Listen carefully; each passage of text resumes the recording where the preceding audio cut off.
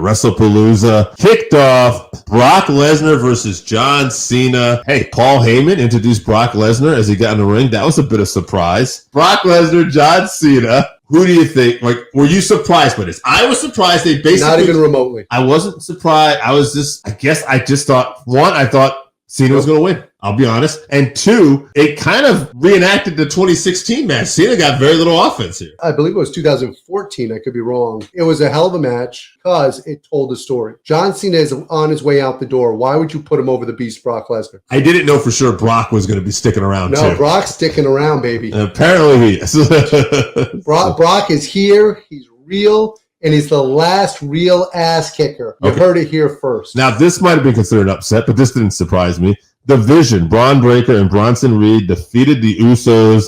LA Knight was the special referee. And I think the story for me was also Jey Uso ended up, I want to say he slammed a chair on Braun Breaker, and it ricocheted and busted himself open. He hit him across the back with it. It came back up and hit him right in the freaking forehead, busting himself open. It was like something you'd see out of a Three Stooges movie. It was fantastic. Were you surprised by this, or were you happy with the result? I was happy with the result. I was not surprised because I think that they really are booking Braun Breaker as your next megastar. I like this one a lot. Stephanie Vercoeur defeated Io Sky for the Women's Championship, the vacant Women's Championship. Stephanie Vercoeur, to me, just comes off like a star. Best match of the night. In my opinion, the best match of the night. They told the story.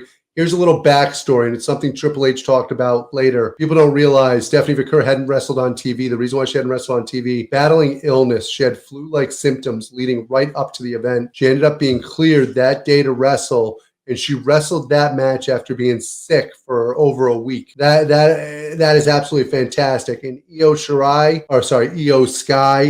is always fantastic. One of the best women's wrestlers in the world. And here's the difference between her and Mercedes Moné. Mercedes Moné, to me, is getting boring. Io Shirai, every time we see her, shows us and plays us with a different emotion to a point where we don't know where it's going to go. And that leads up to the next Raw. CM Punk and AJ Lee defeated Seth Rollins and Becky Lynch. Story of the match here was AJ Lee. She came back. I thought she looked good for what you can expect for someone who hasn't been in the ring for a long, long time. But, we got a great storytelling, and I felt like the other people in this match really helped pull this off. Whoever the producers were on this match did an awesome job keeping CM Punk in there as long as he did. And by the way, CM Punk 2 years ago couldn't have worked as long as he did in this match. Kudos to CM Punk. He has gotten himself back to being one of the best in the world. I didn't know if that was ever going to happen. He certainly didn't look that way in AEW. He didn't look that way when he first got back to the WWE. But my God, CM Punk is back. Well, I love AJ Lee. AJ Lee is great. Hey, listen, final match of the night, Cody Rhodes, Drew McIntyre. Cody Rhodes successfully defends the title. They did make an issue at one point that the ref was basically not going to allow Drew to kick his head and get into the table, which Wade was saying was not illegal, which I thought was interesting because, yes, the battle's taken on the outside of the floor, but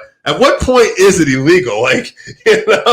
So if he takes the table, picks it up, and hits him with it, it's illegal. Right. But kicking somebody into something is not illegal. It just seems like you a might little remember ridiculous. the old drop toe hold into the chair by Raven. Never illegal. This match did nothing for me. I don't know how the fans feel about it. I know some fans love Cody, some fans don't. But that's not what bothers me. What bothers me is they're doing a piss-poor job of booking Drew McIntyre. Drew McIntyre is one of the best heels in the business. If you let him do what he does best, he's a psychopath. He's heel. Let the man off his leash and let's do something with Drew.